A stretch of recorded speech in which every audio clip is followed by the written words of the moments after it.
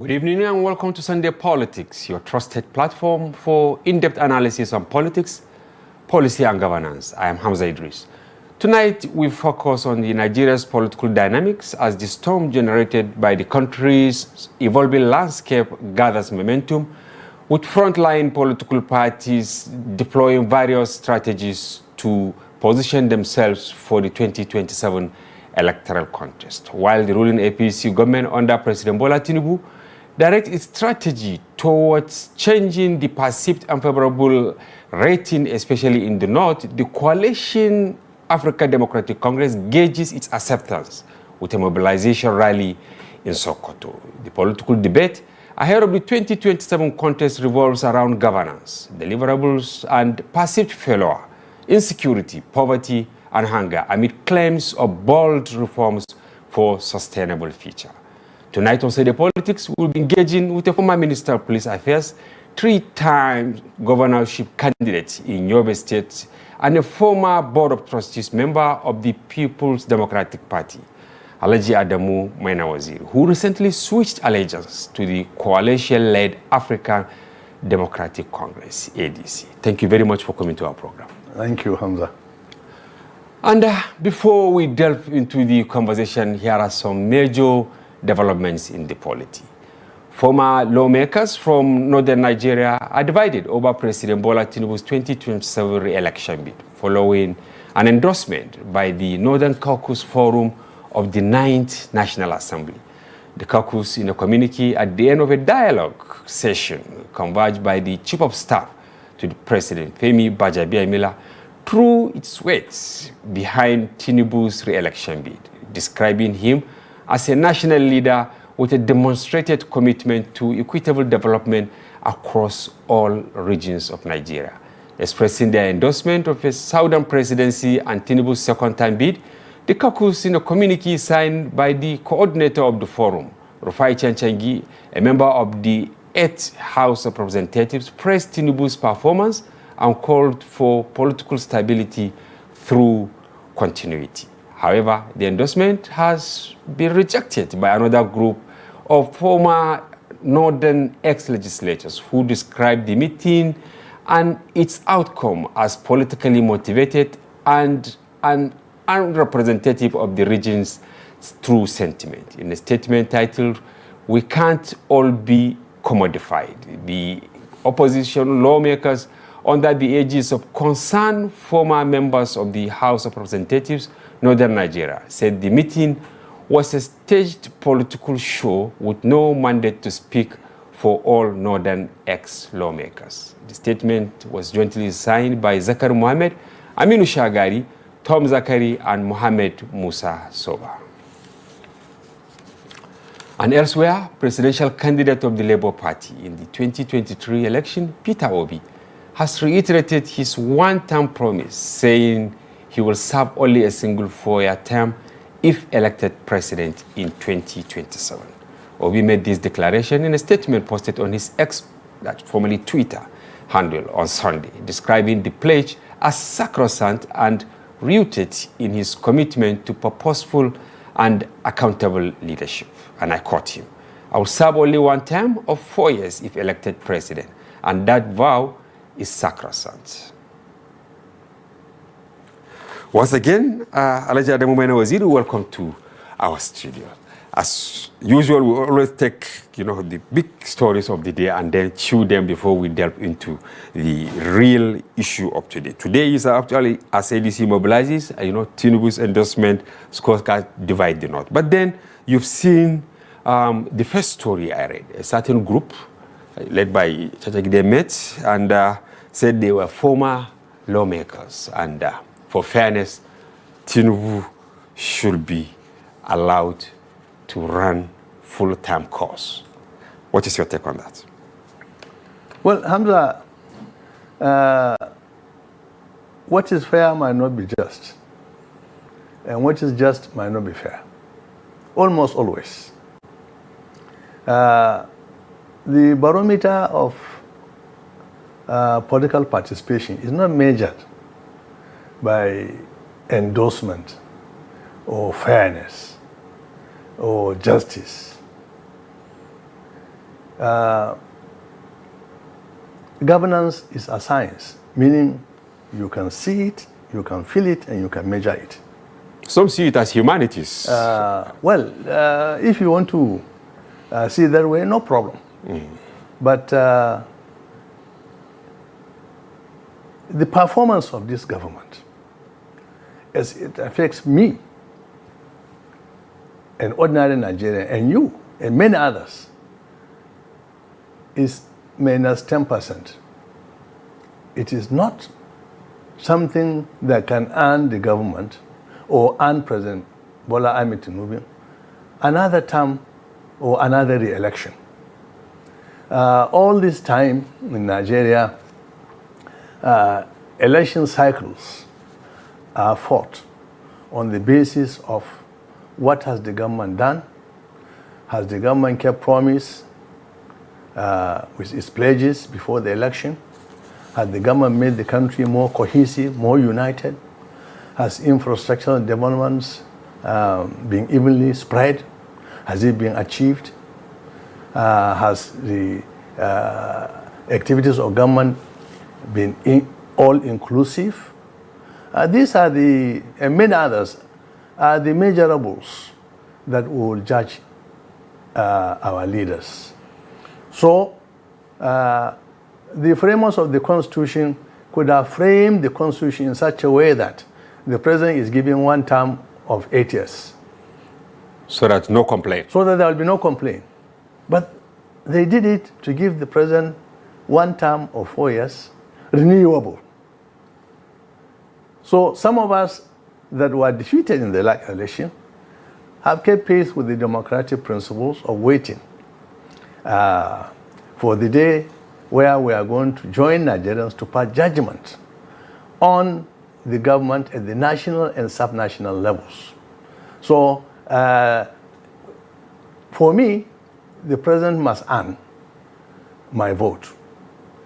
And you think in the last 2 years, there is nothing to justify that? They say they have taken bold steps to actually retool the pattern of government in Nigeria. The last 2 years have alarmed ordinary Nigerians, and especially those people that are political practitioners. First and foremost, the President pledged to hold this country together. But this country has become more divided than ever before, whereby now the campaign war cry is Buhari had done 8 years, and Bola Ahmed Tinubu should be given opportunity to do another 8 years. Are you making reference to what Bayo Onanuga said? Yes, I'm making reference to what Bayo said, what Babangida Aliyu said, and what many others have said. If Buhari's government was a failure, this government of Bola Tinubu in 2 years is a disastrous catastrophe. You mean it has overshadowed the 8 years? Of course it has shadowed. It has failed in all ramifications. The country has regressed. Then how do you reconcile this? Because now you just mentioned Babangida Aliyu, who, at the time led the Governors Forum under the PDP, here in Nigeria. And I earlier, mentioned these two groups of former lawmakers, all of them from Nigeria. They met, they said, look, we have to leave whatever we are thinking of until Tinubu expend these 8 years. No, these are personal opinions. They do not represent the regional sentiments. They do not represent the Nigerian evaluation of the government of Bola Tinubu within the last 2 years. The fear is that this government has shown incapacity to change the trajectory of its governance in the country as of today. And if it is allowed to go for the next 2 years, I'm sure the country will be bleeding in all spheres of life. The economy is bad, national cohesion is bad, ethnocentrism has been uplifted to the highest level, corruption has more than tripled, failure of government in security is ravaging the country, And it is very, very surprising that even people of repute who have spoken that this government should be allowed not only to conclude its 2 years, but for another 8 years. In their own states, there are local governments in their own states that are now under the absolute control of bandits. And it beats my imagination. The people who directly have been affected will come on national television and say that it is only fair. Look, in 2003, all the governments in the Southwest endorsed President Olusegun Obasanjo. This was 4 years after the return of democracy. Yes. Tinubu led the vanguard to reject that. Obasanjo was a southerner like him. Obasanjo was from the Southwest like him. If what he did in 2003 to President Obasanjo was acceptable, what we are doing now should also be acceptable. And everybody will tell you that between the period 1999-2003, the administration of President Obasanjo had earned the trust of Nigerians. Maybe because you are part of that government. Well, everybody felt it. Everybody felt it. Everybody felt it. You know, the government impacted on its primary responsibility of providing protection to the lives and properties of Nigerians nationwide. The government was able to turn around the economy that was collapsing under the military administration. The divisiveness in the country, the polarity of the country then, because it was north-south, military, civilian, was overcome. But here are we, 25 years later. We are in a terrible mess where endorsements, contrived endorsements, is the order of the day, not performance of government. Then where is the missing link? Because you said in 2003, Tinubu ordinarily, of course, they were on different platforms, those days, but then he objected his own kinsman. Now, here we are, 25 years past forward, it's like the trumpet is more audible from this part of River Niger compared to how he is being endorsed across the Niger. Where is the missing link? What is the problem? No, you see, I shudder at appearing on national television and be talking about this divide. But to illustrate the point one is making, you have to make references to sordid performance of the government of the day. Look, as of today, minimally, in the South, there are 10 ministers of key ministries, all from the Southwest. There are 3 ministers from the South-South. There are 2 ministers from the Southeast. Why is the balance, even in the South? Why is the balance? To justify the continuity of such an administration. Where is the balance in terms of other key important appointments that this government has done? There is a problem in Nigeria, like many other developing African countries, where ethnicity, corruption, nepotism is almost the order of the day in administration. In Nigeria, we have never had it this bad, where one section of the country or one geopolitical zone out of the 6 geopolitical zones of the country is dominating the economy, the politics, the military, and all aspects of life to the detriment of the 5 other geopolitical zones. And just because the government of the day has important commodity in his hand to purchase people's conscience, we are having a spate of endorsements all over the country. That does not win an election. You think these endorsements coming from 8 Senate, 9 Senate, and northern governors, APC governors, and all that, is not from the heart? It might be from the heart, but it doesn't deliver votes.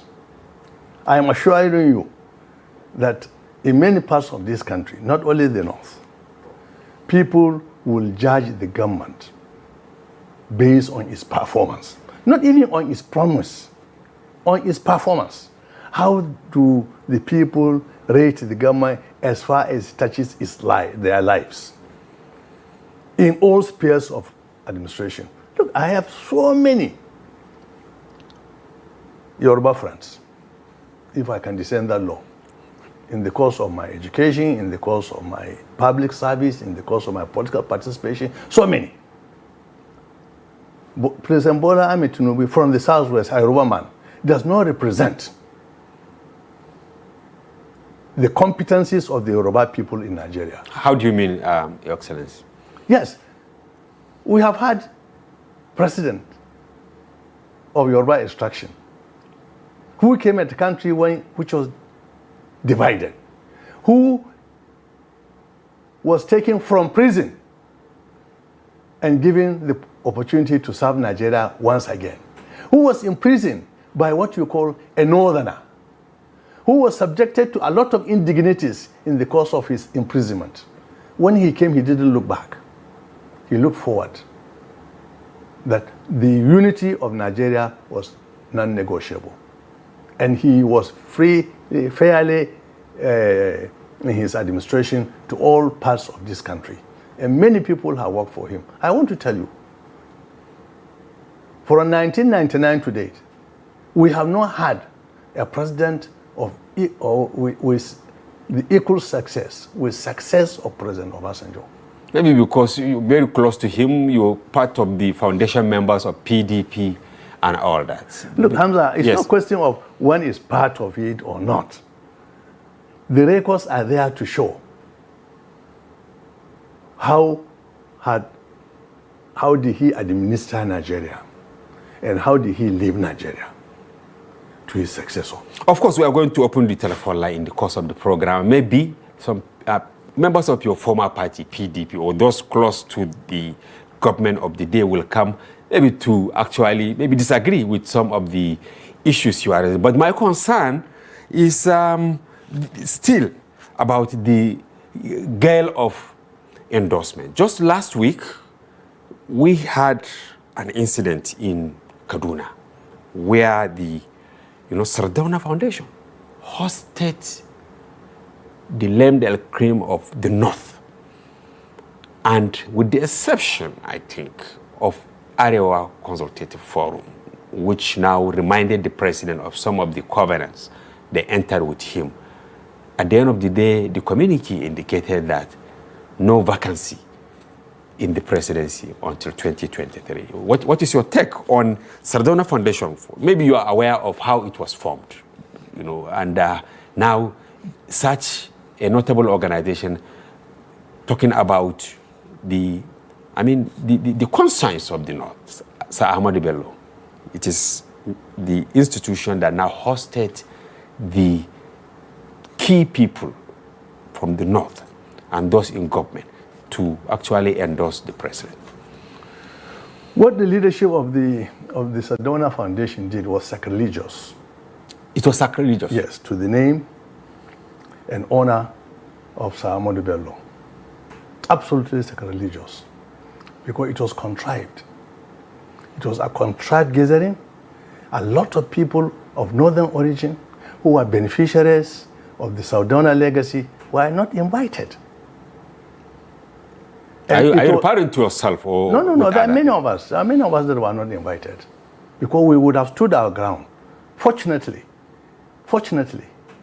the chairman of the Arewa Consultative Forum, that is more representative of the Northern Pulse, was there to show that the government of the day has been very unfair and not equitable in terms of distribution of resources, in terms of distribution of infrastructure, in terms of appointments into the governance of this country. And I want to tell you that if you look at it, if you can replay the video, a lot of hands were raised to be allowed to answer questions.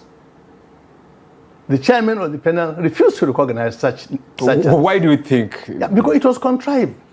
It was contrived. It wasn't an open forum. It was not an open forum. It was not an open forum.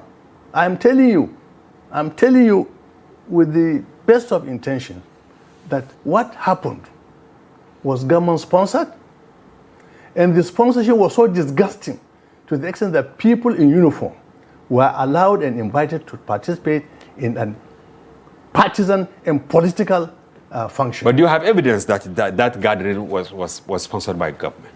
Yes, we have evidence. Share with you could see it. You could see it in terms of the representation of government, in terms of that even the Federal Executive Council was postponed, so the minister will go. But what was the trigger of that meeting? Because the trigger is the fear that opposition is now being reorganized to challenge the government and provide an alternative platform to the two parties, to the then two parties that were dominating the Nigerian political space, the APC and PDP. And a friend of mine, just 2 days ago, Gino Malai, said the PDP is now a parastatal of the government and the APC. Of course, I have so many questions. I hope time will allow us, because you are one of the few foundation members of the PDP.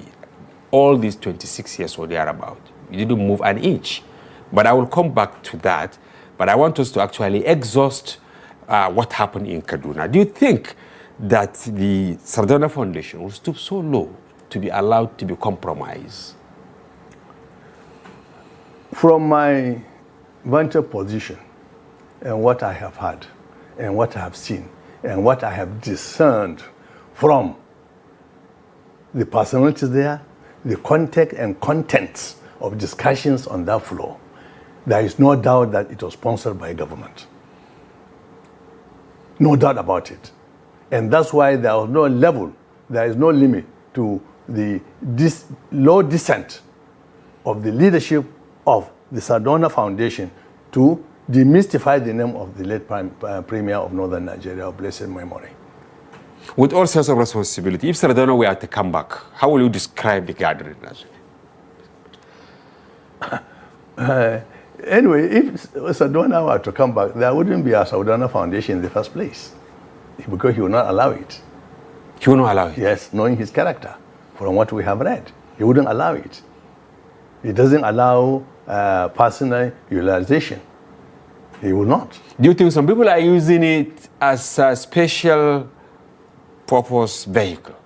Well, some people are using it to be paid, to be recruited to do the dirty works, which is sacrilegious to the memory of the late Premier. But now the outcome, has it paid off? Well, it has not paid off in the sense that it has not doused the strident calls for political participation, for the opposition to heighten their organization. All these things are happening. Why? Because some of us realized that our former platform had become severely compromised, that it will not play the role of an opposition party. And so we went to coalesce to form and adopt a political party called the ADC. Yes, that which will come to hope. Yeah. That's now giving hope that.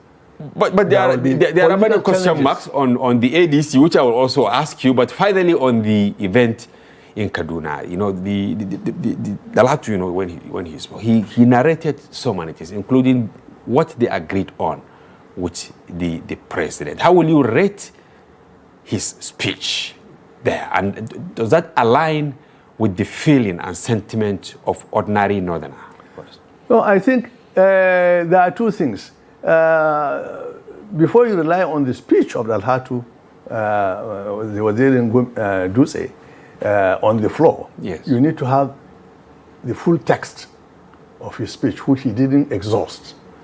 Then you will know the feeling. And the text was circulated after he finished. Yes. And he really debunked.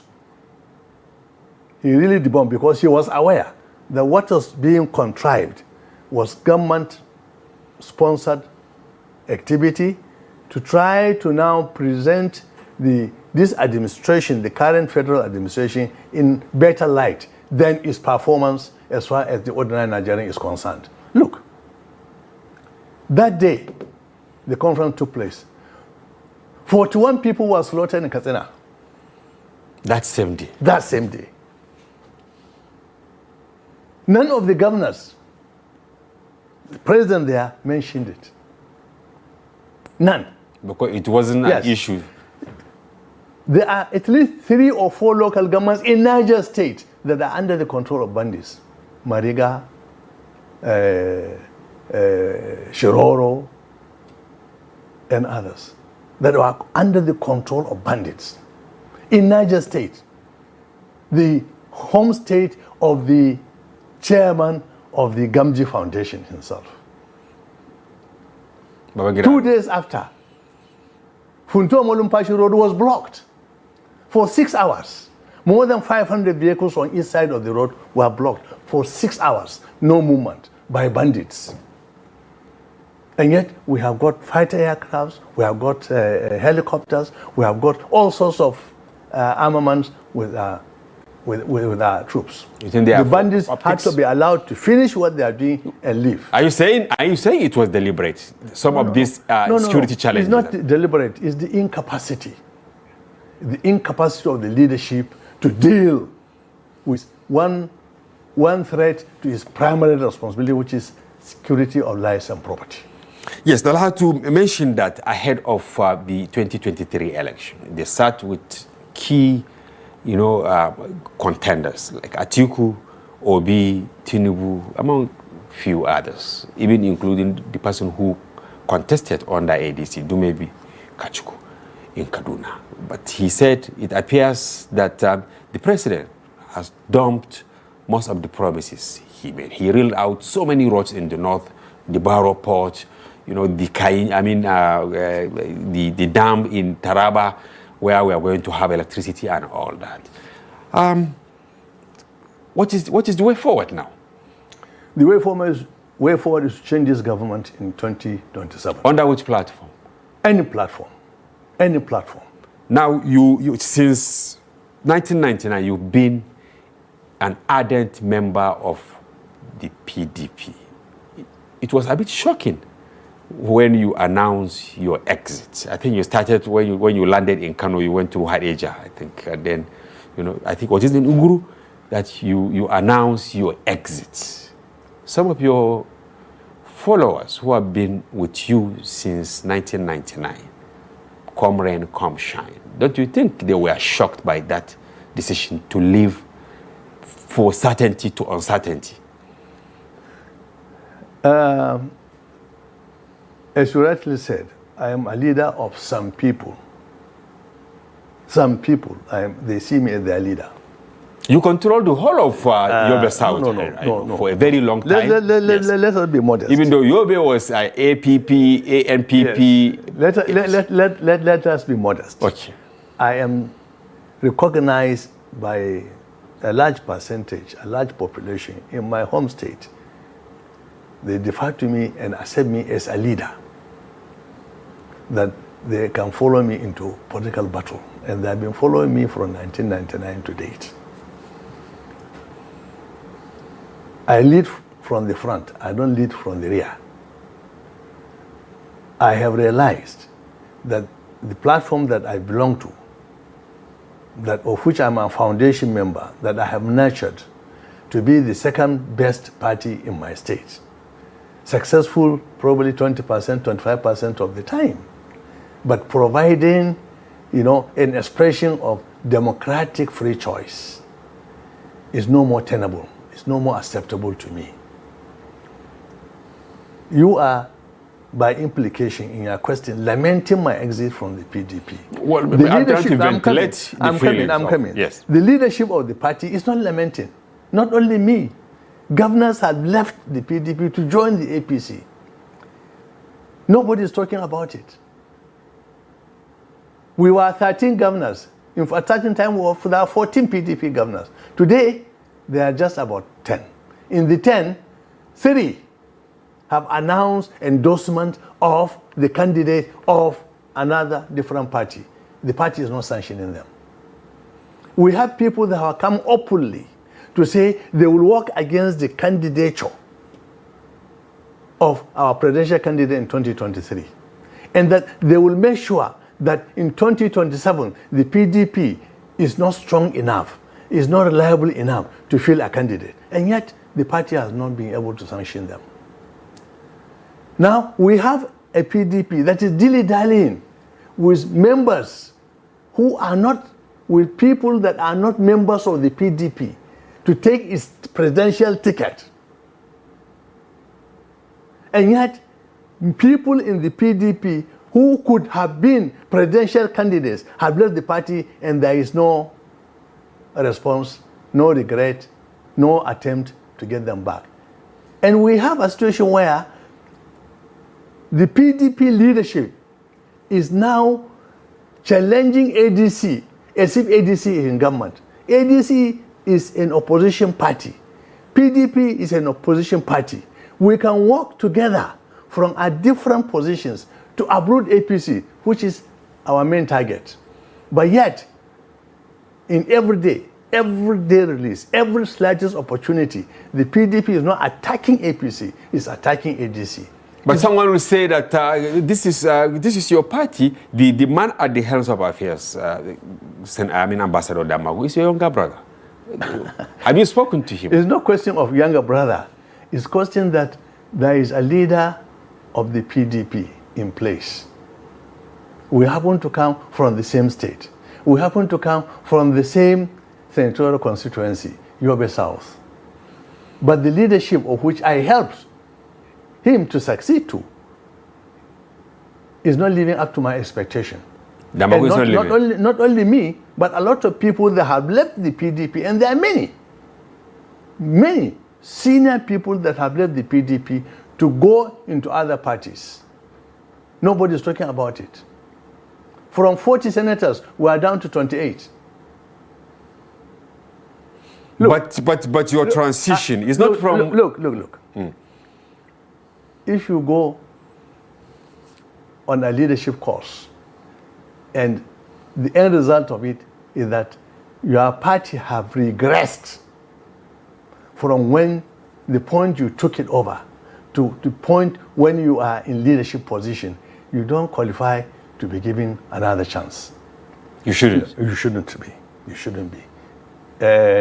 But I remember the famous declaration by Patience Jonathan. You know that. Yes, okay, if your son... I was just about to come to okay. that. I was just about to come to that. She said, if you fail, yes, you should go for a receipt. Yes, because she was a teacher. Because she was a teacher. The university I attended, when you fail, you fail. There are certain failures that when you fail, you are actually withdrawn. Completely. You are not given a chance to receipt.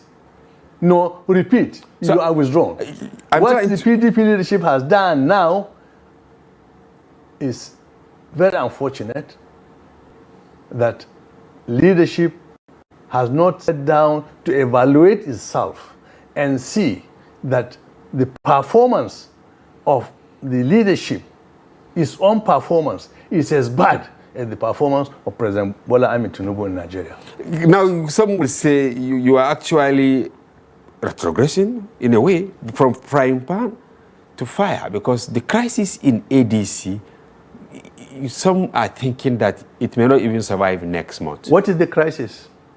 There are some, like I think the chairman in Nasarawa and I think Benue, they have gone to court to challenge the takeover by your people, you inclusive, David Mark, Atiku, and all that.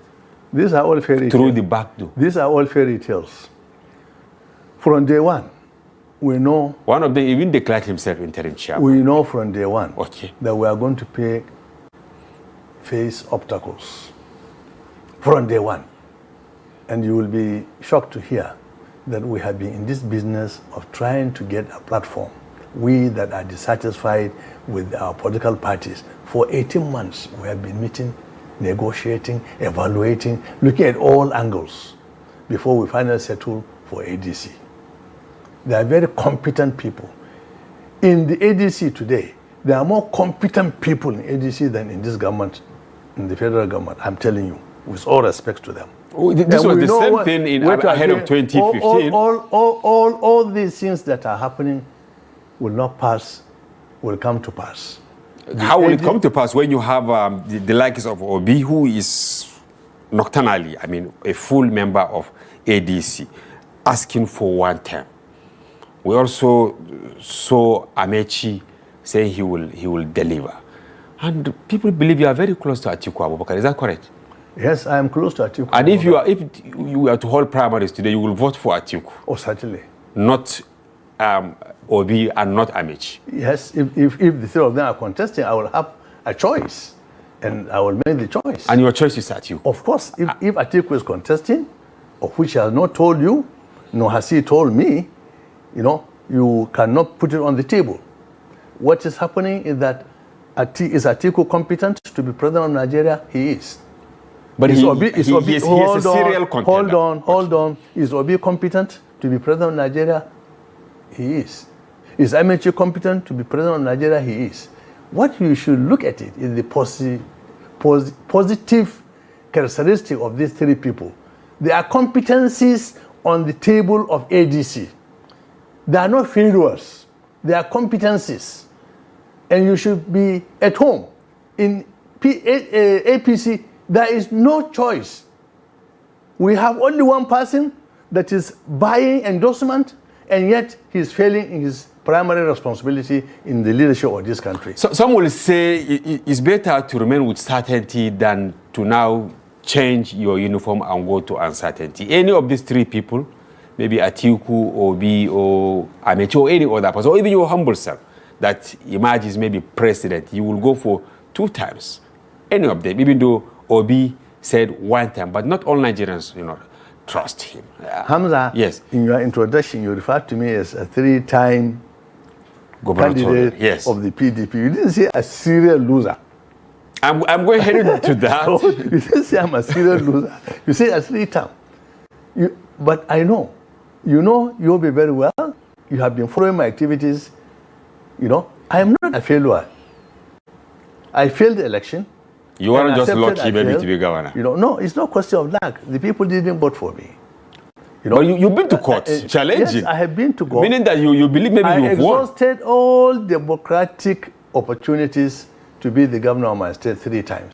I didn't. I accepted. What I want to say is that in 2027, everybody should have the opportunity to aspire to be the president of Nigeria. We are not going to live in Nigeria where only one man, like the days of Abacha, is endorsed by everybody to be the president of Nigeria. Let me also remind you, in 2015, we went through this. Just a few years ago. Endorsement of Jonathan was everywhere. Everywhere. Governors were endorsing, members of the religious clerics were endorsing, business community were endorsing.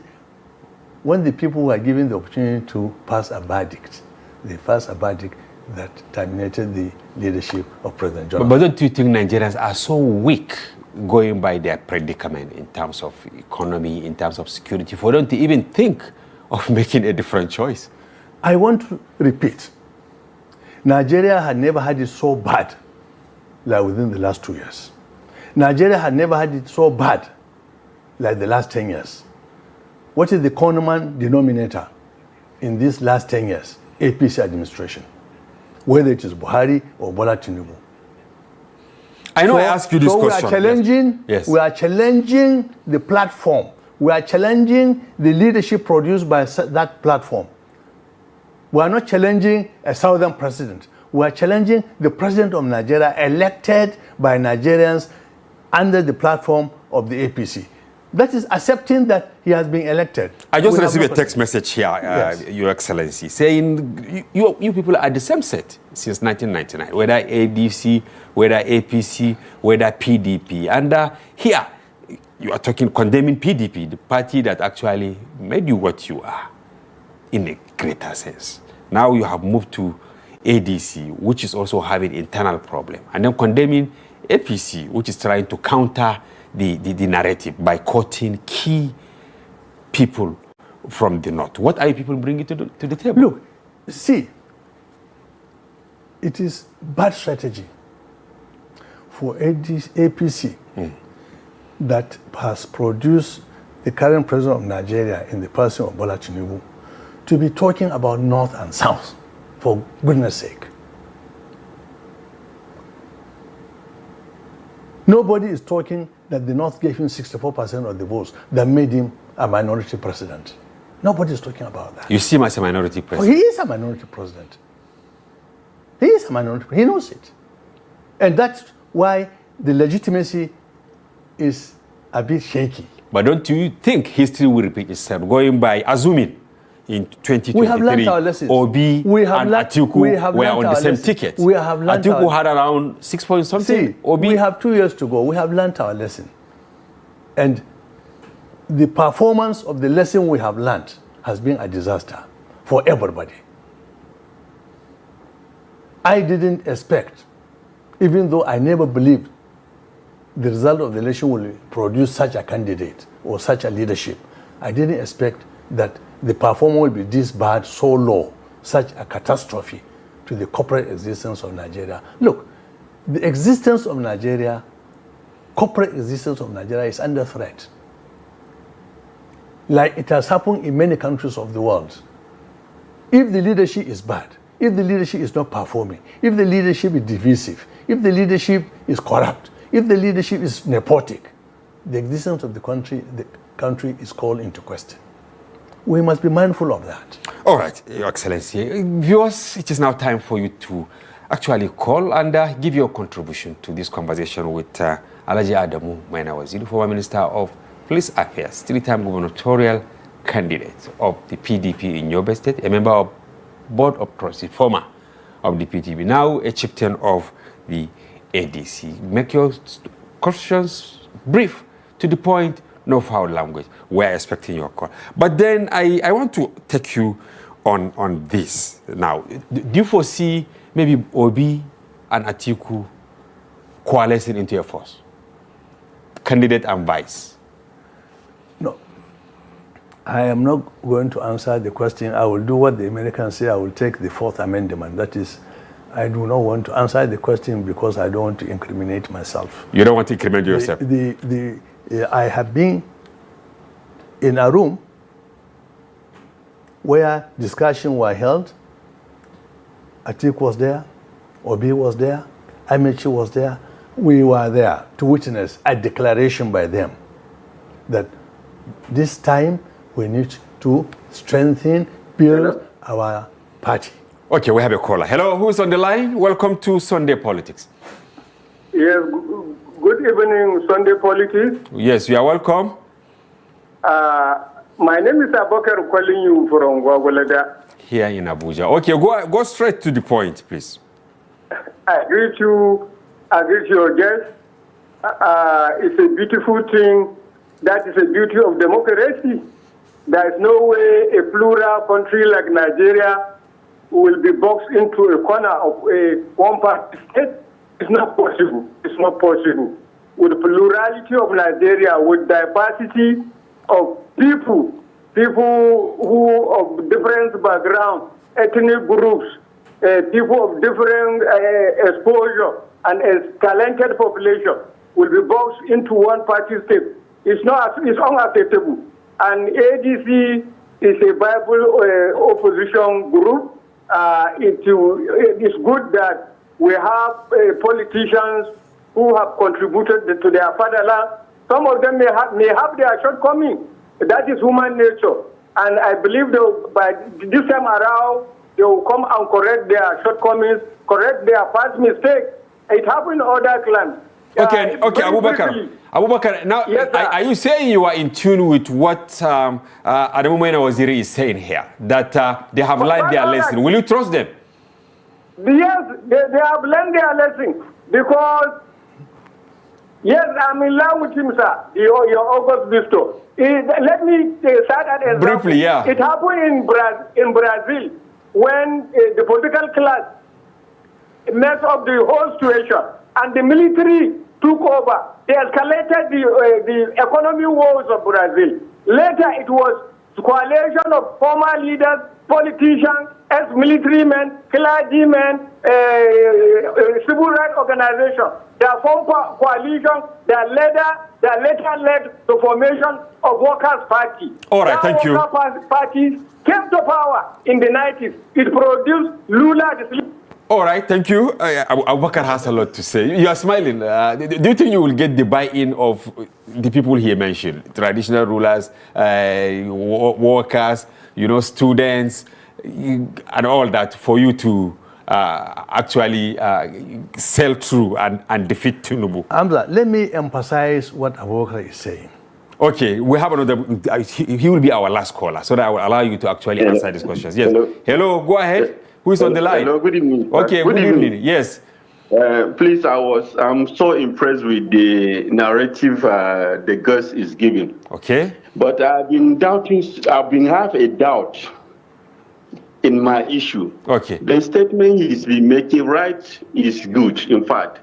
But the situation we have been facing in Nigeria, do you think that this ADC can make it? Okay. Because I've been thinking whenever we are in Nigeria for decades, you can't fight government. Fighting government, very difficult. Government are so strong in the sense that when we come sometime, we have to forget about some certain things that is going and choose what, even we have a choice, that this is our choice. All right, what is your name? What is your name? I think you have. Kabir, please. I'm calling from Bida in Nigeria. Thank you very much, Kabiru. Please, so that because we have less than 2 minutes to wrap up the program, and I want His Excellency here to respond to what you said. Defeating incumbent government. No. First and foremost, what Abubakar said. Okay. And we have less than 3 minutes to wrap up. Yes. We are in democracy, and the voters, Nigerians of voting age, should be given an opportunity to make a political choice. Will they be given? Did you trust now, INEC? The PDP, yes, the PDP, the APC, and now the ADC, and any other party that will come, is strengthening that democratic principle. So we are giving. And the answer to not trying is failure. We have tried, we are trying to provide an alternative political platform, in the political space, for people to make a democratic choice. That is one. Now, what is the second question? Yes, Abubakar Kabiru is displacing a ruling party. Yes. And they said Tinubu, a dogged party, he had installed countless... At a young age, I came close to people that challenged the military in 1996, 97, 98. They gave birth to the formation of PDP, APP, and AD. If we are able to challenge from the time of Sani Abacha to the time of Abdul Salam Abubakar to bring in democracy in 1999, it doesn't matter. A civilian like me is challengeable and he's defeatable, and we are going to challenge him and fight. It doesn't matter, INEC and the rest of it. We had a president in 2015 who had got all the panoplia of governance. He was challenged and defeated, and Nigeria survived. But in addition to the financial watches at the disposal of Tinubu, of course, he has the instrument of state. You mentioned it. We don't have time, but what is trending today is the issue at the NNPC, and then the issue at the CBN, even though in Daily Trust we reported this back in March. 16 directors, almost 9. You can see what is happening in NPC. The initial accusation is for a lady who is alleged to be a very close friend of President Bola Tinubu. Within 24 hours, the spin doctors have spinned the story now. They say Atiku. That the man involved is now the in-law of Atiku. All this chicanery will not be acceptable.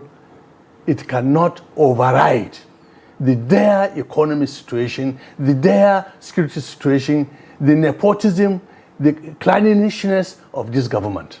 We are challenging this government. We are going to defeat it democratically come 2027. We have come to the end of the program, but in 2 sentences, what are the chances of ADC going by, what happened? Even Yoruba, I think they were, was it Sokoto or where? and they have been called to order to allow Tinubu to actually run his government. I want to tell you that we do not see what we are doing as a picnic party. We are veterans in this field. We are going to challenge this government. We are going to challenge President Bola Tinubu, and we are going to defeat him in 2027, inshallah. Thank you very much, Alhaji Adamu Maina Waziri, foundation member of the People's Democratic Party, now a chieftain of the African Democratic Party. We thank you for coming to the program, and we have to have you some other time. Thank you very much. And viewers, that's a wrap on today's package of Sunday Politics. Join us tomorrow for Daily Politics on Trust TV. Bye-bye from here. I'm Hamza Idris.